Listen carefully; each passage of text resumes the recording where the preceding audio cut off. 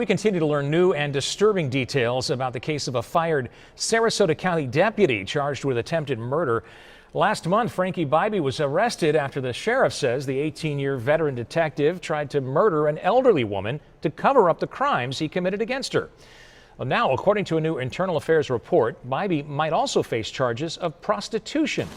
A woman came forward apparently saying she paid Bybee more than $100,000 for sex. Bybee also faces 10 new felony charges for using the victim's credit card at multiple ATMs across Sarasota.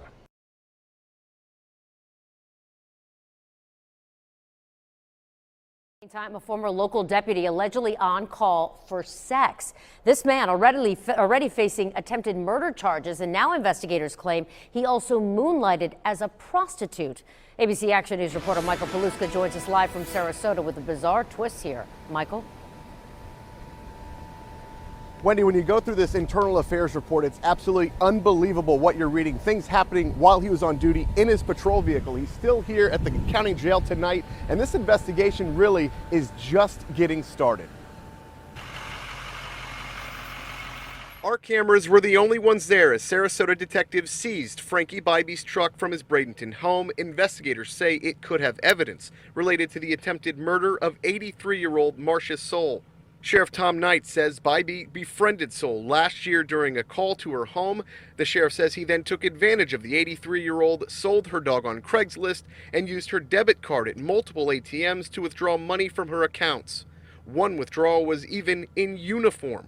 While that part of the investigation has led to 10 new felony charges against Bybee, an Internal Affairs report shows a woman paid Bybee more than $100,000 over several years for sex. According to the report, Bybee even performed sex acts in his patrol unit on duty to send to the woman, who would in turn deposit cash into a PayPal account.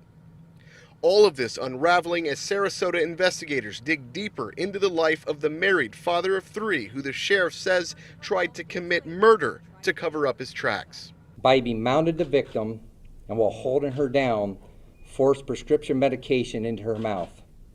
The victim lost consciousness, and when she awoke, she summoned help. Bybee's bond initially was more than $1 million.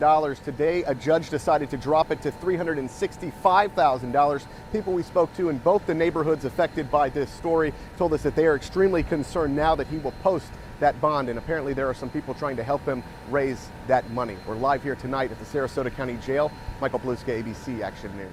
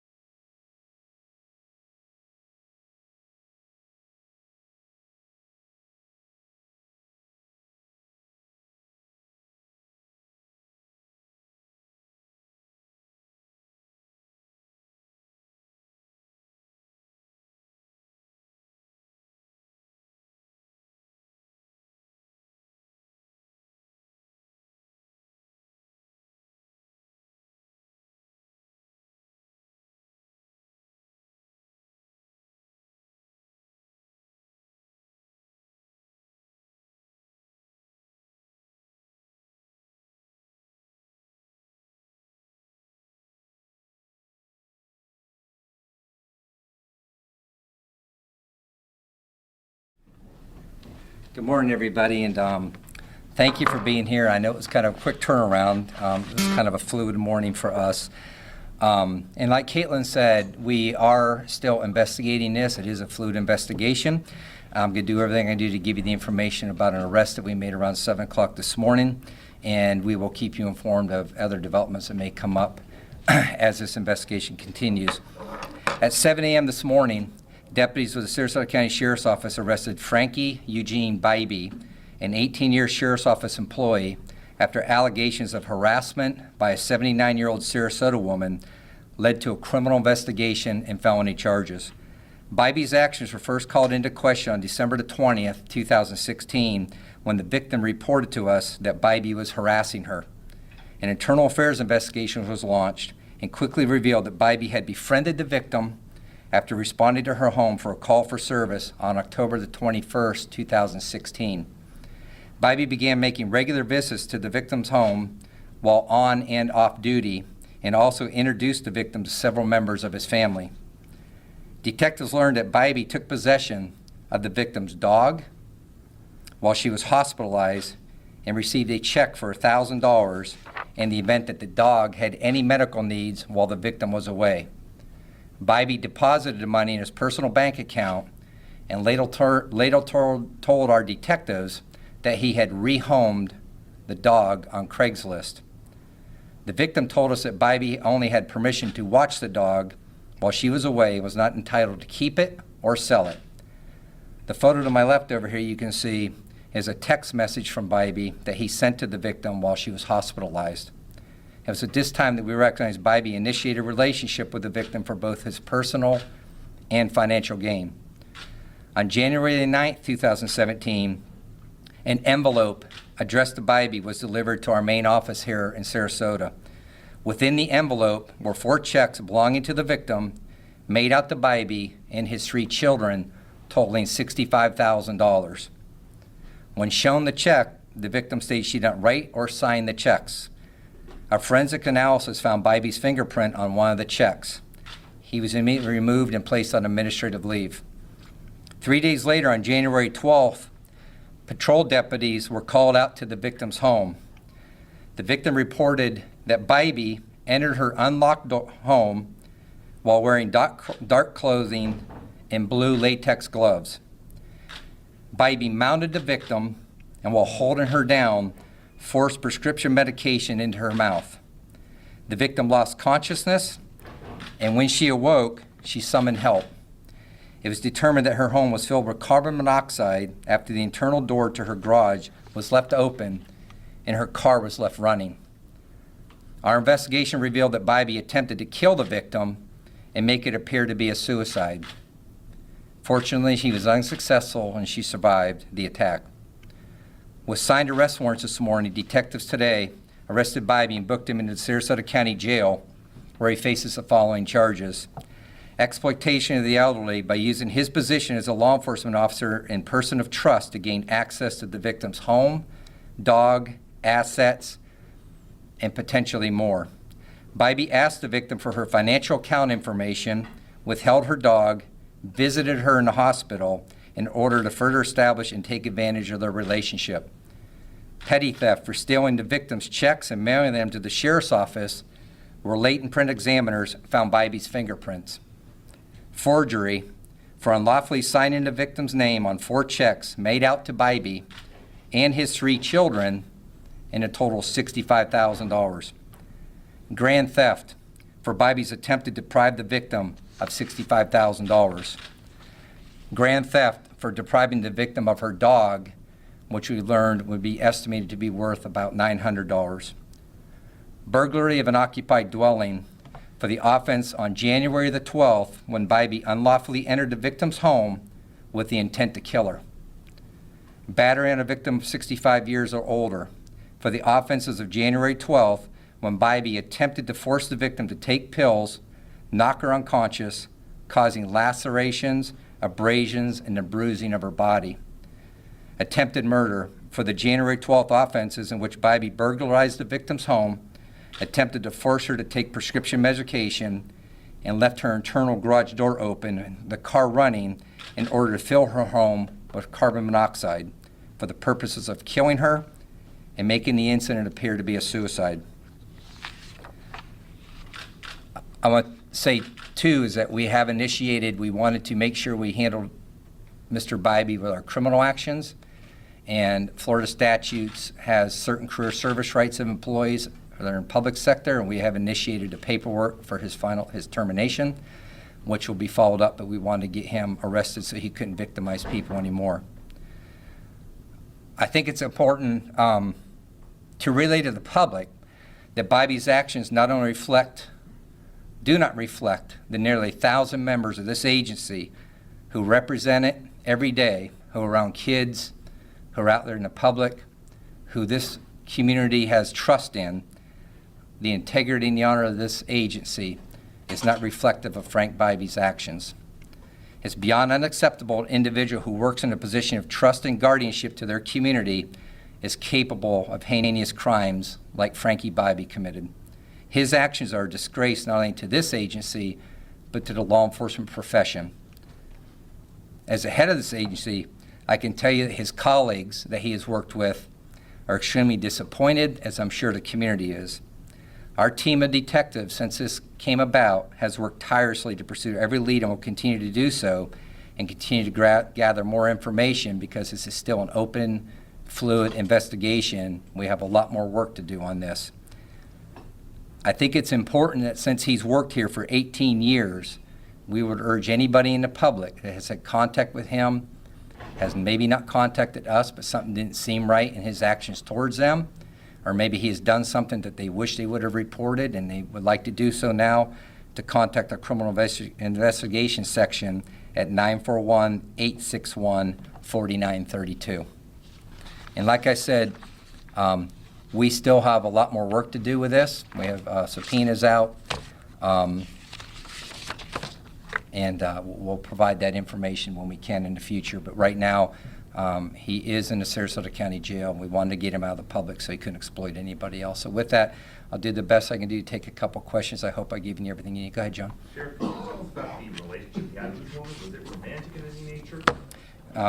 That's still something that we're investigating. I can't say yes or no for certain, but at this point, nothing would put it past me with Frankie.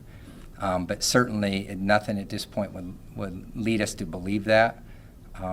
It's certainly just the point that he was taking advantage of her because of her age and winning her confidence, so to exploit her for her money. Could you talk to us a little bit more about his career? Quite a long one, almost 20 years. Patrol deputy, detective for a certain amount of time. Nothing glamorous, I would say, about him. Very benign, but certainly 18 years, a long time to wear a uniform and to have the opportunity to win public trust and to use that uniform to be sent to her home to provide her help and then exploit it is unacceptable. Sheriff, you mentioned that his family is involved in this as well. Like, can you explain that at all? I wouldn't say his family's involved in it. I can't go that far to say it. I would say that he used his children as an impetus to gain money and trust from her, so he introduced his children, his family to her. And again, that's the ongoing process of continuing winning her trust for the purpose of exploiting her. And so he did use it. And like you see here with the dog, you can see his text message to her while she's in the hospital, exploiting her dog to her to continue to win her public trust with, we believe, the purposes of accessing her financial accounts. Sheriff, has he explained at all his actions as to why he did this? And your reaction to what he has allegedly done? It would be nice to have somebody who wore this uniform for 18 years to be forthright and give us the truth. But he's a criminal, and he's acting like a criminal. And so thus he gets arrested and treated like a criminal, and he'll get prosecuted like a criminal. And I'm hoping he gets prosecuted a little bit more exceptionally than a normal criminal because he used the uniform for public trust. So it would be nice for him to tell the truth at some point in time, but at this point with the detectives, when we had him in here today at 7:30 in the morning, he didn't want to talk to him. So that itself, as a law enforcement officer, if you didn't do anything wrong, as a cop, and you have the reasons why you did anything wrong, having that opportunity to talk to people you've worked with, I would believe, is a huge story itself, that he didn't want to talk to him, invoked his rights. He's a criminal. Can you give us any indication as to Go ahead, whether or Kim. not- Sorry. Sheriff Knight, I know this does come as a surprise. Is there anything else in his background? Any more IA investigations that had ever been against him before? Yes, he's been investigated 5 times. He was sustained investigations twice on him for violations of policies, more than anything, which is what we hold accountability internally on our employees by disciplinary actions. I suspended him myself 2 years ago for being less than truthful with his supervisors, and I suspended him for 40 hours among some other disciplinary actions that were put on him. He was suspended in 2008 for 40 hours for not following the proper procedures and rules. Had he received demotion? Had he received demotions? No, he's never promoted. Can you talk a little bit about the timeline here and when police became involved with the investigation? I know there was obviously some theft prior to the attempted murder. We started an inquiry in internal affairs on him when it came to our attention on December the 20th, was when everything was initiated. So the attempted murder happened after the investigation had already While we were investigating him, when he entered her home was on January 12th of this year. of this year, when he entered her home. So the investigation had already started into The internal affairs investigation had started, and we were mirroring that with a criminal investigation too, and he was removed from duty on January 9th. Okay? Thank you, everybody.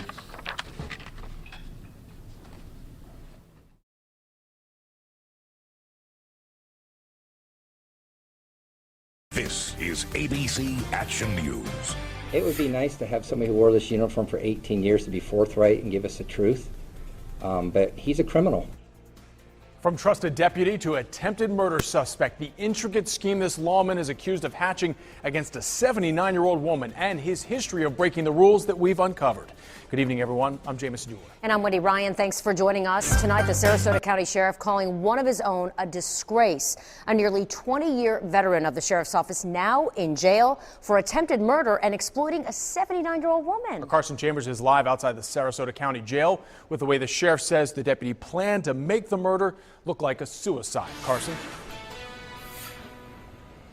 Right. The sheriff says that Frankie Bybee was an on-duty deputy at the time, and he was called out to this woman's home back in October to help her. Then the sheriff says he took advantage of her financially and even tried to kill her. Oh my gosh. Her story had neighbors in disbelief. She said just basically that the man tried to kill her, and that was it. And I said, well, I really couldn't believe it. A 79-year-old Sarasota woman taken advantage of, almost murdered, according to the sheriff, by a veteran deputy. She's been in very bad health in the last couple of years. Sarasota Sheriff Tom Knight says Frankie Bybee was a deputy, a detective for 18 years. Tonight, he's being held on almost $2 million bond for trying to kill Marcia Soul inside her own home. Bybee mounted the victim and, while holding her down, forced prescription medication into her mouth. The victim lost consciousness, and when she awoke, she summoned help. It was determined that her home was filled with carbon monoxide after the internal door to her garage was left open and her car was left running. Bybee stared a hole in the carpet when he came before a judge this afternoon. He has substantial ties to the community, his family, his wife, his children. He has a home. Sheriff Knight says Bybee befriended the elderly woman back in October when called to her house on duty. That he started forging checks in her name to himself and his 3 kids, more than $65,000 worth. Even got rid of her dog in a Craigslist ad when she was hospitalized. He's a criminal, and he's acting like a criminal. And so thus he gets arrested and treated like a criminal. Bybee was placed on administrative leave on January 9th after Soul filed a harassment complaint against him. But the sheriff says he returned to her home days later and tried to fake her suicide. And Bybee has been the subject of 5 internal investigative complaints. He was actually reprimanded, and one of them for lying to his superiors. And the sheriff says he will now be fired. Live in Sarasota, I'm Carson Chambers, ABC Action News. He does know this lady. I don't think there's any contention that he doesn't know her. and that he had some involvement in her life. But these checks that are allegedly taken were never taken. These were checks that were sent to the Sarasota County Sheriff's Office, which were never cashed, which were never deposited in Mr. Bybie's account, which were never even seen by him in any type of imagination. But when you start looking at these charges, Your Honor, if you would, Your Honor, turn to the burglary of a dwelling, as well as the battery on a victim under 65 and the attempted murder charge. All those charges are stemming from the same event on that night. So all three of those are directly related to each other. The exploitation of the elderly, the grand theft of $25,000, as the court can see from the arrest warrant, that's $25,000 for an allegedly stolen dog. $25,000. So, Honor, we're asking that the court consider scheduled bonds in this scenario, what they would be for anybody else. Mr. Bybie does deny these allegations, and we will continue to provide the evidence to the State Attorney's Office of Mr. Bybie's innocence, these charges. He is innocent until proven guilty. $900,000 is tantamount to a bond. He has substantial ties to the community, his family, his wife, his children. He has a home. As far as I know, he's still employed with the Sarasota County Sheriff's Office at this point. Remaining him and keeping him in custody would not only be egregious as far as the bond goes, but also put him in personal safety here in Sarasota County, or really anywhere in custody. He's not a threat to flee. He doesn't have a passport. The court can place certain conditions on Mr. Bybie to whereas he is not a danger to the community and or the victim in this case. So, Your Honor, we're asking that the court set a reasonable bond. I think in this case, that $50,000 on the attempted murder charge would be more than sufficient. I think the scheduled bond on the second-degree felonies of $7,500, and then $1,500 on the third-degree felonies as scheduled would certainly cover it for Mr. Bybie in this case. He's not a threat to flee. He is going to show up for court, and he does intend on fighting these charges all the way through trial. So then, Your Honor, and I would also ask the court to consider that the only allegation that would even bring up a NEDIA requirement is that the state is alleging that he received 2 checks in this case of $1,000 each. Certainly the court, and there is no evidence of any other checks received by Mr. Bybie any other way, that any other monies that he has is related to any type of illegal activity. So I'm sure if the government had that information, they'd be providing it to the court, but that's all that's out there. So we're asking the court to put a scheduled bond on Mr. Bybie, $50,000 on the attempted murder charge. If the court would like to put him on supervised release and place some conditions that way, he'd be more than agreeable to do that, and that the court not require a NEDIA hold in this case. At this time, on counts 1 through 7, the court will honor the previously set bonds that Judge Group ordered set when he reviewed the various warrants. Those will remain the same.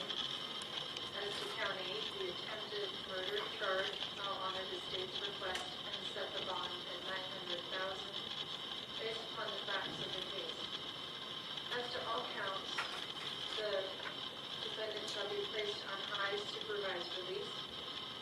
Mr. Brent, will you continue to represent him, or do you want me to have anything reviewed for the public defender?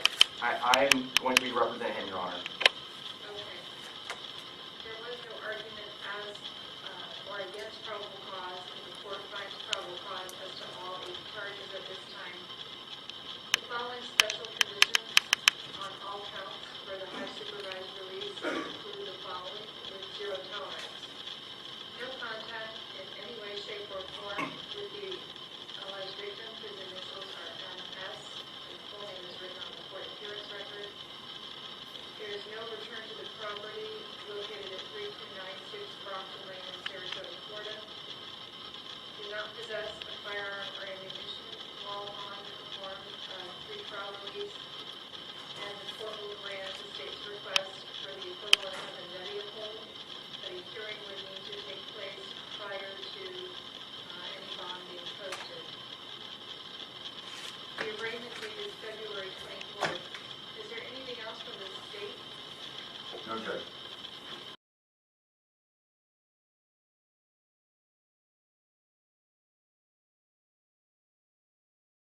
Update: Florida cop who tried to murder 79-year-old woman worked as male prostitute while on duty last week. I posted on the COPBLOCK network about Frankie Bybee, a Sarasota County Sheriff's deputy who extorted cash from an elderly woman then tried to murder her in a staged suicide attempt once she filed a complaint against him. In the process, he also sold her dog on Craigslist, after charging her $1,000 to care for it while she was in the hospital. Yesterday, an internal affairs report in the case was released. Not only did it contain new details concerning the original charges, including surveillance video of Bybee using the victim's ATM card to withdraw money, but it also included some new revelations about business deals he was involved in, along with 10 additional charges related to his use of the debit card and fraudulent online purchases Bybee made. Deputy Bybee is also facing new accusations that he acted as a male prostitute while on duty. The latter claim involves him having been paid to have sex with a woman, as well as to record videos of himself masturbating in his patrol car. The woman came forward after seeing media coverage of his charges for the murder attempt via ABC Action News in Tampa. According to the report, a woman, Eleanor Jarvis, came forward and told detectives that they were involved in an ongoing business deal for several years that included Department Bybee being financially compensated for engaging in sexual acts with her. The report said he met her years ago in a hotel room near Boston, Massachusetts and was paid $5,000 for their initial sexual encounter.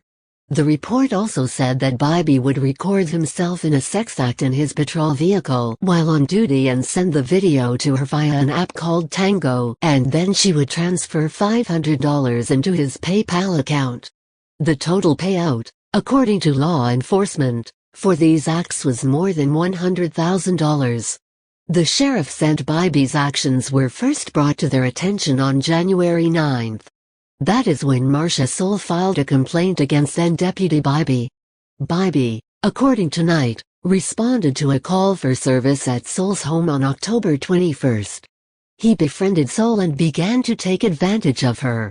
Investigators released video they say shows Bybee withdrawing money from ATMs across Sarasota using Soule's stolen debit card. In one transaction, Bybee is in uniform. On Tuesday, Bybee was charged with 10 new counts of criminal use of information that involves several unauthorized uses of the victim's credit card. Also, according to the report, just prior to the murder attempt Bybee had used the original victim email account to send a message to her doctor pretending to be her and expressing suicidal implications. As a result, the victim was involuntarily committed for a mental health evaluation, commonly referred to as a Baker Act hold. It was later determined that Deputy Bybee's IP address was used to send the email as part of his plot to make it appear she had committed suicide. In spite of all that, Bybee's bail amount was dropped from $1,030,000 to $365,620.